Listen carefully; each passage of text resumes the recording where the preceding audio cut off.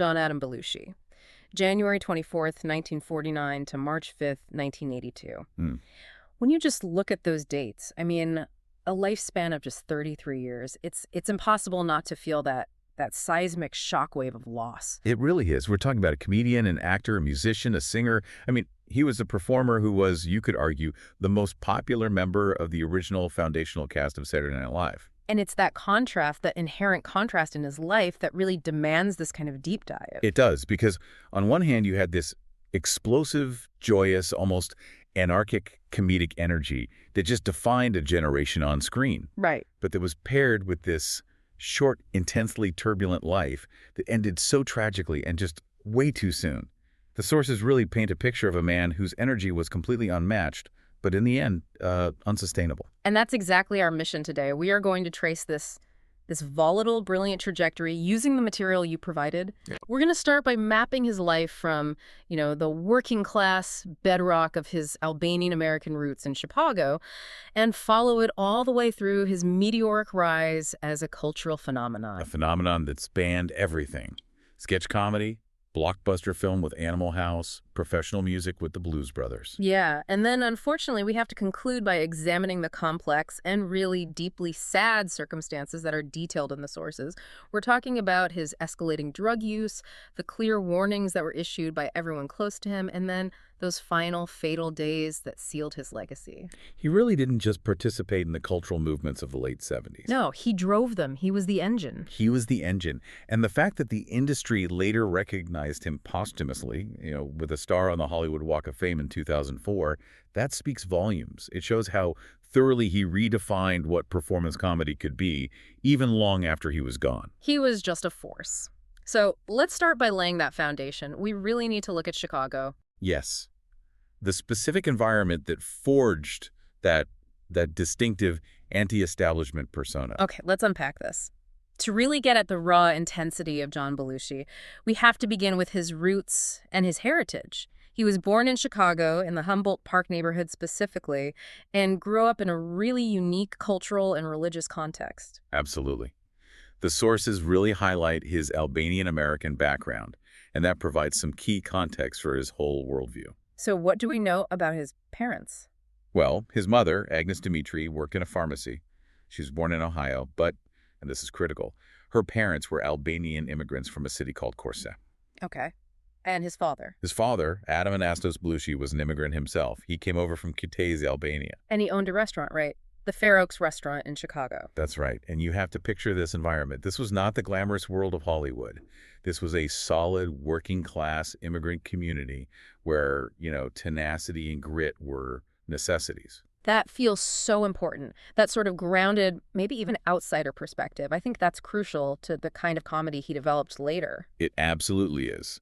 So he was raised in Wheaton, Illinois, along with his three siblings, Billy, Marion, and of course his younger brother Jim, who would follow him into acting and comedy. There was also a strong religious element, wasn't there? Yes. The family was Eastern Orthodox Christian. They attended the Albanian Orthodox Church, which really cemented that strong sense of community and identity. It was a very tight-knit world. And it was there, in Wheaton, that he met someone who would become really his lifelong anchor and partner. Judith Jacklin. They met while they were both attending Wheaton Central High School. But before he really got into the acting and the comedy, before the stage lights really hit him, he was trying to channel all that energy into rock and roll. Right. The musical side was there from the very beginning. In 1965, he forms a band in high school. They were called the Raisins, and he formed it with 4 of his friends. What's fascinating to me is the detail that he wasn't the front man in the traditional sense. He wasn't just the singer. He played drums and sang vocals. That dual role just speaks to his frenetic energy, doesn't it? I mean, sitting still just wasn't an option for him. He had to be doing everything at once. And they even recorded a single. They did. Listen to Me Now, backed with Jolly Green Giant. But the sources are very clear. It was completely unsuccessful. Well, you can't win them all. No. But that exposure to live music, to performance, even on a small scale, it must have been a vital apprenticeship for what was to come. It was. But the band dissolved when he moved on to college. And his college experience, as brief as it was, provides one of those incredible little nuggets that connects the real John Belushi to his most famous character, Bluto. You're talking about his time at the College of DuPage and then that 1 year he spent at the University of Wisconsin-Whitewater. Exactly. That single year at Whitewater was the specific, verifiable inspiration for that iconic scene in Animal House. The one where Bluto drives the motorcycle up the flight of stairs inside the Delta Tau Chi fraternity house. That's the one. It just shows that his youthful disregard for institutional norms, that wasn't just a performance trait he developed later, it was a real-life habit from the very beginning. It's a perfect example of how his own life was just this endless source of subversive material for his art. And we also get a fun origin story from that period for his most famous costume. The college sweatshirt. The college crew neck, yeah. Worn by Blutarsky in Animal House. He actually got it while he was visiting his brother Jim, who was attending Southern Illinois University, just picked it up at a local print shop. The details like that are invaluable because they show how quickly he just absorbed and repurposed the culture that was all around him. So let's pivot now from, college pranks to the organized chaos of the Chicago comedy incubator. This is the period from about 1972 to 1975 that truly launched his career. And he didn't wait for an invitation. He starts his own comedy troupe in Chicago called the West Compass Trio with Tino Insana and Steve Pacheco's. And that name is important. I want to focus on that name, yeah, West Compass Trio. That's a direct reference to the earlier, hugely influential improvisational group, the Compass Players. So what does that naming choice tell us? It tells us that even then, as a young man, Belushi understood the historical lineage of the comedy he was pursuing. He wasn't just, doing sketches in a vacuum. He was consciously engaging with this specific tradition of intellectual Chicago-style improvisation. The tradition that had already spawned legends like Mike Nichols and Elaine May. Exactly. And that ambition, that awareness, it quickly attracted the attention of the man who essentially ran the Chicago comedy circuit, Bernard Solins, the founder of the Second City. And this recruitment by Solins, this was the inflection point, wasn't it? Once Belushi was at Second City, he was suddenly sharing a stage with the collaborators who would go on to define his entire professional life. That roster, it reads like a comedy Mount Rushmore. You have Dan Aykroyd, Harold Ramis, Joe Flaherty, Brian Doyle Murray. So this environment, it wasn't just a training ground, it was a collaborative crucible. They were honing their styles against each other in real time, day after day, developing that rapid-fire, character-driven comedy that would later characterize SNL. And then they all moved east. The next major professional step was the National Lampoon era. Right. Belushi and Jacqueline, they moved to New York City for National Lampoon Lemmings in 1972. This was a critical off-Broadway show, a massive, sprawling parody of the Woodstock Festival. And it put him immediately alongside other future stars. He worked on Lemmings with Chevy Chase and Christopher Guest. And you have to understand, the National Lampoon brand at that time, it was the absolute epicenter of counterculture humor. It was sharp, it was political, it was irreverent, and Belushi became central to it. His role then expanded significantly during the National Lampoon Radio Hour. He wasn't just an actor anymore. He was a writer, a director, and an actor. Just look at the talent pool the sources mentioned that was orbiting that specific project. It's truly astounding. Besides Ramis and Flaherty, who he knew from Chicago, you had Christopher Guest again, Brian Doyle Murray, Bill Murray, Jim's brother, Gilda Radner, and Richard Belzer. It was, like you said before, a comedy super collider. It was synthesizing the best of Chicago improv with the irreverent spirit of the Lampoon magazine. And his wife, Judith Jacqueline, was right there with him, working as an associate producer for the show. It really does sound like an entire creative universe was forming in that one place, and the single most important partnership of his life was forged in this era. Yes, the sources pinpoint that critical meeting with Dan Aykroyd. It happened during a trip to Toronto in 1974. And that meeting changed everything. Aykroyd was already developing these methodical, obsessive, almost technical characters. That would perfectly balance Belushi's raw physical chaos. It was the perfect professional yin and yang. They recognized it immediately. They knew there were complementary forces. Yeah. And the entire groundwork for the Blues Brothers, all of it, was laid in that moment of connection. And that rapid ascent takes us right up to 1975 and the seismic shift that was the birth of Saturday Night Live. Right, part two. The SNL breakthrough. It was a chaotic, brilliant, and ultimately defining 4-year tenure for him. But what's so interesting is that despite his undeniable talent and this whole network of collaborators he already had, the showrunner, Lorne Michaels, was actually reluctant to hire him at first. That's a fascinating detail, isn't it? Chevy Chase and Michael O'Donoghue, who was the main writer, they had to recommend him. But Michaels was skeptical. He was worried about Belushi's brand of overly physical humor. He thought it wouldn't fit the more intellectual, satirical tone he was envisioning for the show, which at the time was called NBC's Saturday Night. But the audition worked. Michaels was won over, and Belushi became one of the 7 original cast members. The show debuted on October 11th, 1975. And Belushi was there from the very beginning. He appeared in the first sketch, The Wolverines, with O'Donoghue. He was there at the genesis of modern sketch comedy. And he immediately defined the show's volatile personality. I mean, over his 4 years there, he created this enduring gallery of successful, iconic characters that immediately entered the cultural lexicon. Let's list some of those enduring figures. You have the belligerent SNL samurai. The Samurai Futaba, yeah. Yeah. His inability to fit into any normal job, a butcher, a psychiatrist, that became a classic running gag. And his impressions were incredible, like Henry Kissinger and Ludwig van Beethoven. They were strangely accurate and deeply funny at the same time. And you also have Pete Dianasopoulos, the Greek owner of the Olympia Cafe. Cheeseburger, no fries, cheaps. Exactly. That sketch perfectly captured a specific type of immigrant obstinance that Belushi would have known intimately from his own background.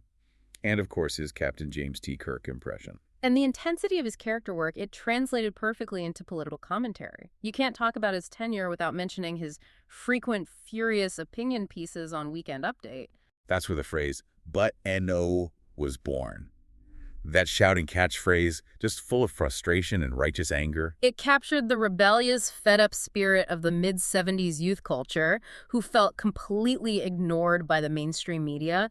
Belushi became the embodiment of that anger and made it comedic. And then there's the brilliance of the Joe Cocker impression. It was genius. He'd reprised it from the Lemming Show, and it was so convincing, so physically wrenching and spastic, that the real Joe Cocker joined him on stage in 1976. And they sang "Feeling All Right," side by side. I mean, can you imagine seeing that live? It's a remarkable cultural moment. It showed that Belushi's performing energy wasn't just, theatrical mimicry. It was authentic enough to stand right next to the source material and hold its own. Now, despite all this overwhelming success, this creative explosion, the sources detail a truly turbulent tenure behind the scenes. Oh, yeah. Lorne Michaels referred to him later as a loyal trooper and a team player. But at the same time, Belushi was famously fired and rehired multiple times throughout his run on the show. That tension, that constant push-pull between the absolute necessity of his talent and the chaos he generated, that is so central to understanding his life. He was a force that couldn't be easily managed, even by the showrunner who discovered him. But professionally, he was hailed as foundational. I mean, Rolling Stone's 2015 appraisal didn't mince words. No, they didn't. They ranked Belushi as the #1 SNL cast member out of all 141 members. And they explicitly stated he was the live in Saturday Night Live. Yeah. They saw him as the physical embodiment of the show's highest peaks and its deepest, darkest valleys. And those valleys, unfortunately, were getting darker and deeper. The sources note that while, recreational drug use was common among the original cast and writers, it was the atmosphere of the 70s. Belushi's cocaine use quickly escalated. It got out of control. And this wasn't just recreational anymore. It became professionally disruptive. The sources note this escalation had really serious consequences, even leading to him being temporarily banned from the set because of his behavior. It sounds like the demands of the show, the sudden explosion of celebrity, and the environment itself just provided the perfect storm for his addiction to take hold. And what makes this period so profoundly sad is the level of self-awareness he displayed about his own trajectory. He knew what was happening. Let's elaborate on that specific instance you're talking about. The 1978 short film, Don't Look Back in Anger. This is a truly chilling artifact to watch now. In this dark, deeply ironic, and self-aware moment, Belushi plays the last surviving member of the original cast. He's an old man visiting their graves. And he addresses the camera and says, with this almost prophetic certainty, "They all thought I'd be the first one to go. I was one of those live fast, die young, leave a good-looking corpse types, To document his own self-destruction so publicly while it was actively happening, it just adds this layer of fatalism to his whole persona. It's almost unbearable. It's the ultimate dark comedy. But before that dark prognosis could materialize, Belushi's talent just exploded off the small screen and into a full-fledged entertainment empire, launching 2 colossal projects almost simultaneously. Which brings us to part 3, the cinematic and musical explosion. And 1978 was, without question, the pivotal year. He appeared in 3 films that year, but one of them truly changed cinema, National Lampoon's Animal House. It was a cultural earthquake. There's no other way to put it. The film was written by a powerhouse team, Doug Kenny, Harold Ramis, and Chris Miller. It was a massive commercial success, but the critical reaction at first was divided. It's important to note that dichotomy. The film got mixed reviews when it was released. But the important cultural commentators, people like Time magazine and Roger Ebert, they were quick to proclaim it one of the year's best films. They understood its subversive nature immediately. And the financial side of the story is just staggering. It really is. It was filmed on a shoestring budget of only $2.8 million. And it went on to gross an estimated $141 million in theatrical rentals and home video sales.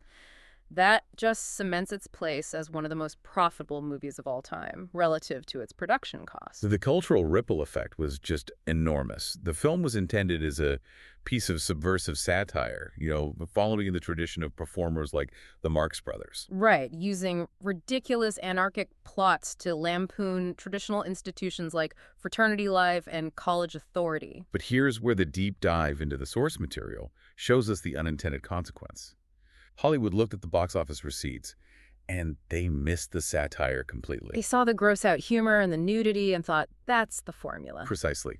The film's success created this really destructive cinematic tradition where studios spent the entire 1980s just churning out cheap, cruder copycats. That whole string of nerds versus jocks films. Exactly. They relied solely on cheap-site gags and completely missed the cleverness and the political edge that Animal House had established. It's a huge irony. A masterpiece of satire became the accidental father of cinematic mediocrity.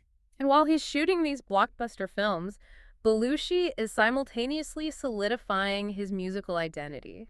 The Blues Brothers moved from being this simple concept to warm up the SNL studio audience to a legitimate professional music act.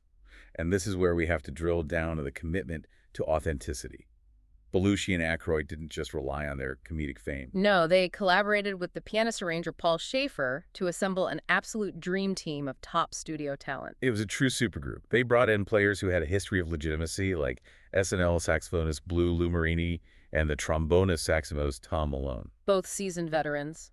Malone had previously played with Blood, Sweat, and Tears. But the masterstroke, which was Schaefer's suggestion, was the rhythm section. They managed to sign guitarist Steve Cropper and bassist Donald Duck Dunn. And for anyone listening who doesn't immediately recognize those names, that's not just some random rhythm section you hire. No, not at all. This is the legendary powerhouse combo from Booker T and the MGs. They played on dozens of the most iconic Stax Records hits out of Memphis during the 1960s. We're talking about the absolute bedrock of American soul music. Wow. So what does it say about Belushi's ambition that he was able to recruit players of that stature? The sources mention he used a combination of good-natured jokes and hard sell.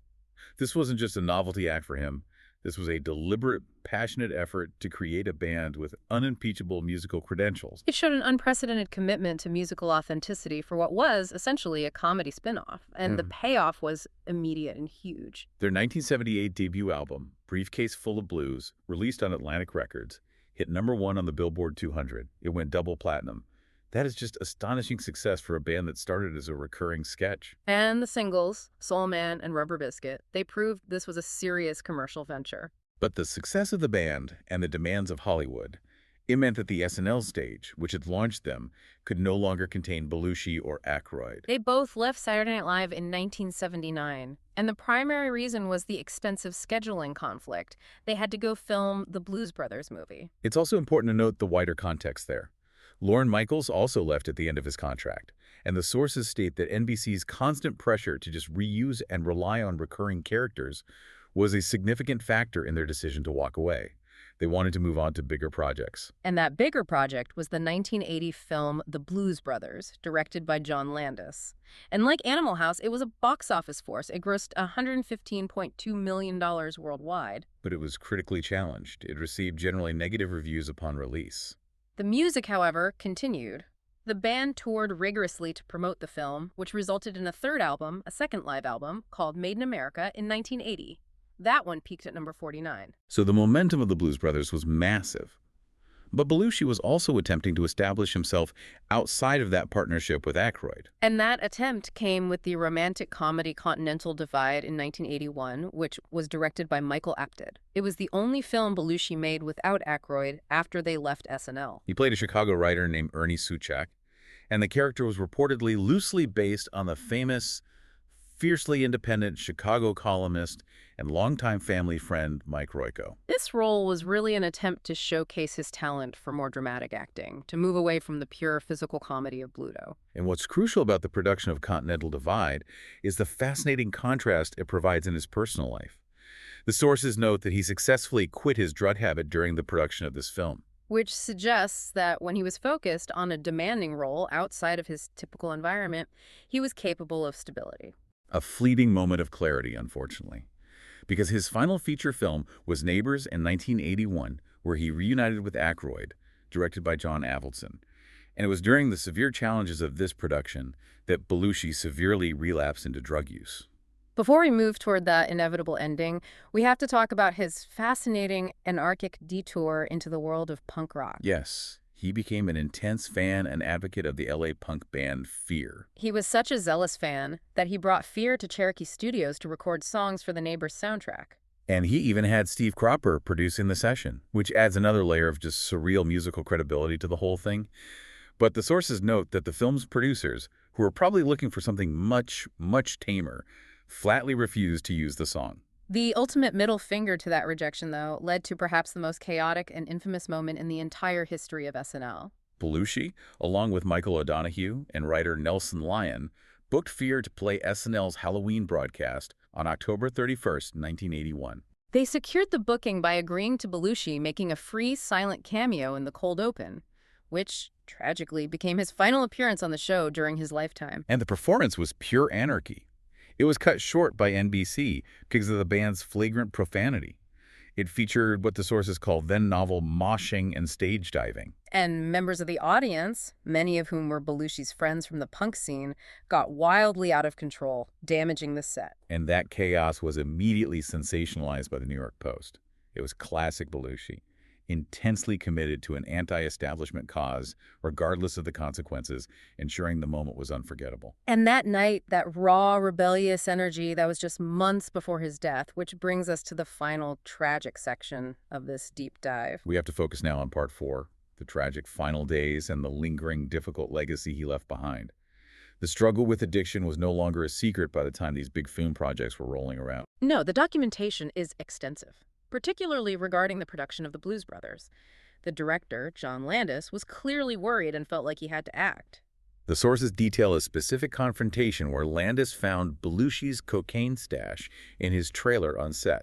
And Belushi's reaction wasn't denial. It was an immediate, tearful confession. He admitted his addiction right there to Landis. This wasn't a casual habit anymore. It was a deeply rooted crisis that was now interfering with a high-stakes, expensive film production. It escalated so severely that the production was forced to hire dedicated staff just to manage his behavior and keep him away from drugs. They hired a man named Smokey Wendell for the specific purpose of trying to prevent him from accessing drugs, and really just to ensure he showed up for work. The sources reveal he was frequently late for call times, that he would delay shooting by simply wandering off the set. And this speaks volumes about the level of industry enablement that was already occurring. The talent was so essential, so valuable, that productions were willing to hire a full-time supervisor just to keep the star functional. It was an environment that was clearly prioritizing the final product over the health of the person creating it. So despite that brief period of sobriety during Continental Divide, the relapse during Neighbors was swift and severe. After filming wrapped on that, Belushi checked into a bungalow at the Chateau Marmont in Los Angeles on February 28, 1982. And over the subsequent days, the sources note he was frequenting nightclubs on the Sunset Strip. The night before he died, on March 4th, he visited his longtime manager, Bernie Brillstein, at his office. He was asking for money. And Brillstein's internal conflict here is a really critical point. He initially declined.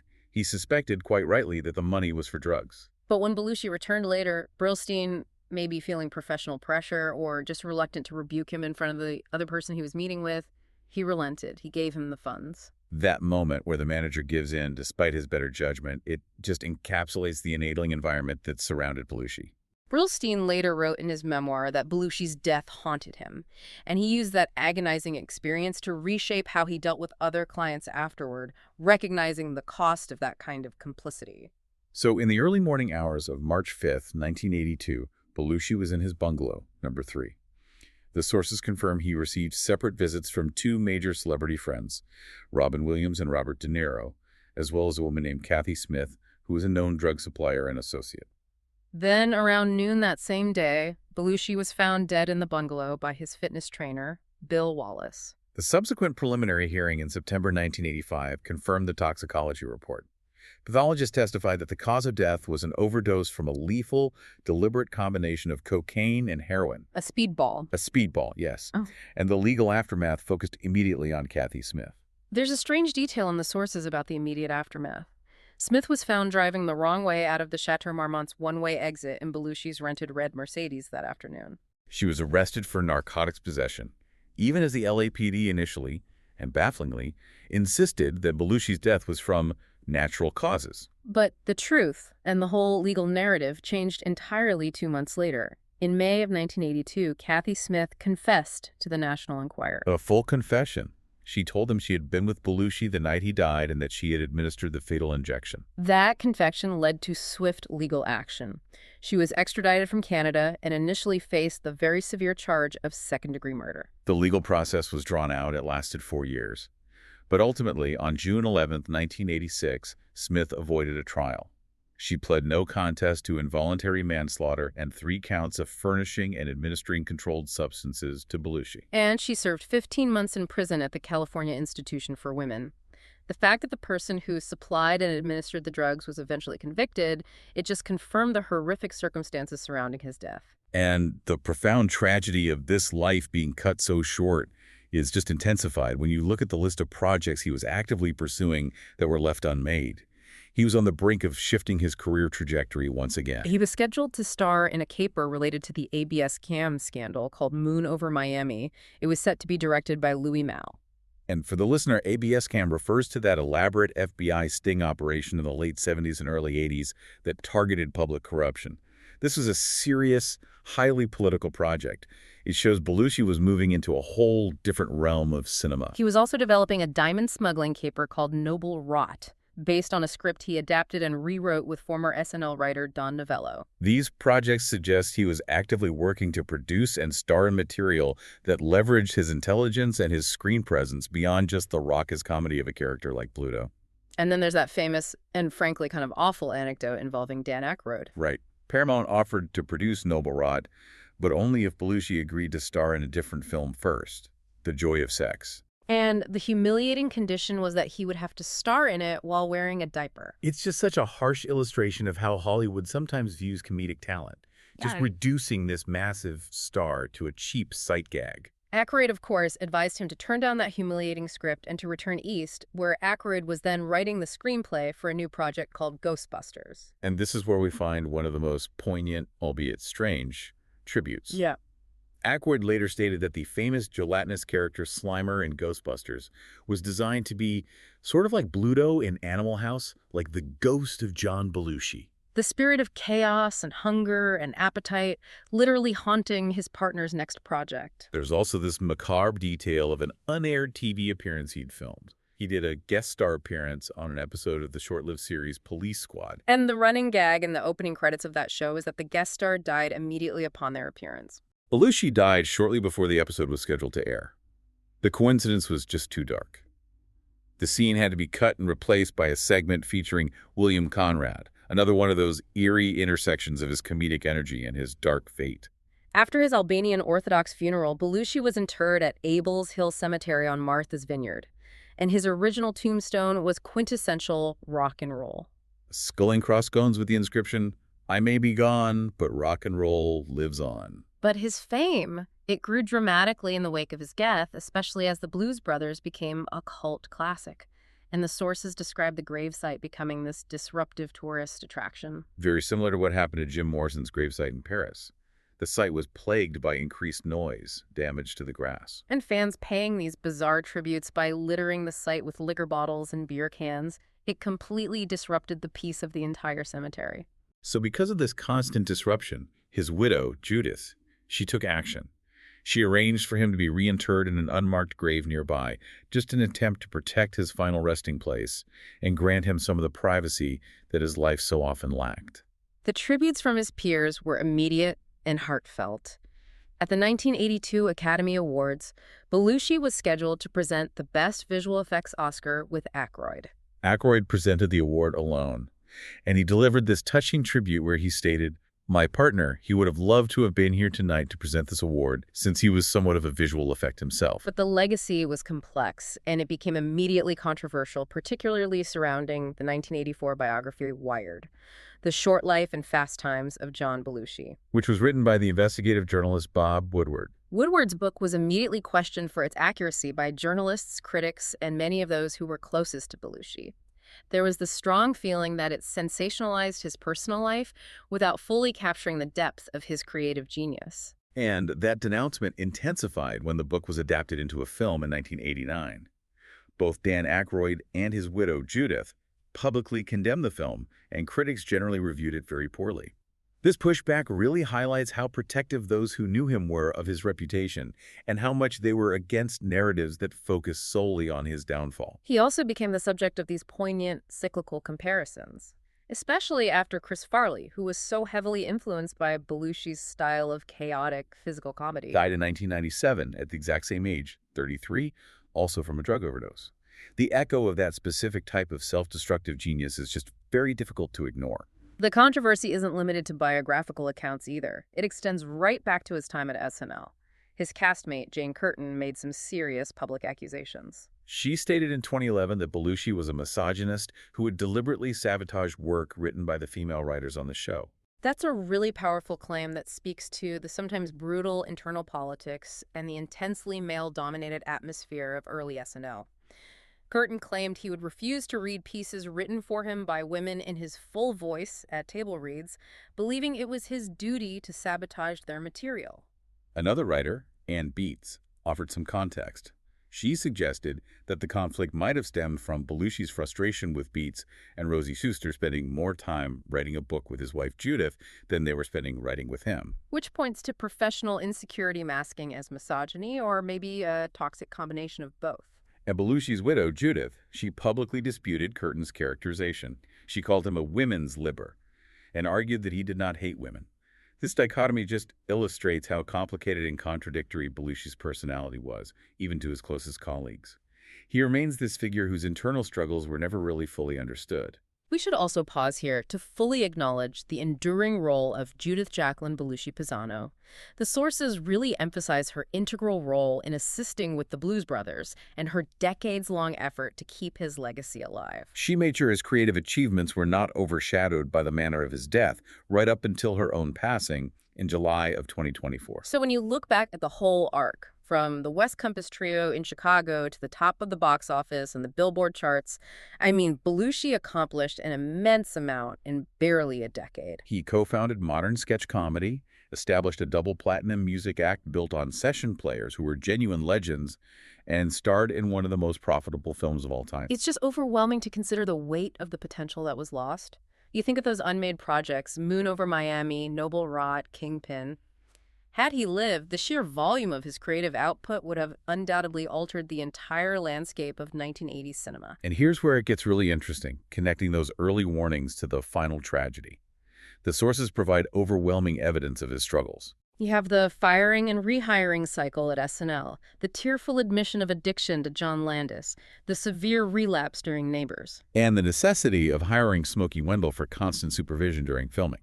Yet, through all of that, he was able to joke that he was surprised he wasn't the first SNL cast member to die. That combination of immense talent and institutional chaos is the key. The sources show a clear pattern of destructive behavior that was consistently tolerated, excused, and managed by the industry, the very industry that benefited so hugely from his creative output. So what does this all mean? As you reflect on the brilliance and the tragedy of John Belushi, consider this final provocative thought. Given his unparalleled talent and this established pattern of him needing constant professional supervision and being fired and rehired, does the evidence suggest that the powerful people and organizations surrounding him were, perhaps unintentionally, complicit in enabling the behavior that ultimately claimed his life? It's a profound question about the ethical responsibilities of those who manage genius. We've traced his life through the sources, from Cortez, Albania, to the Chateau Marmont in Los Angeles, and the story remains a powerful, compelling, and deeply tragic warning about the pressures that come with being the live in Saturday Night Live.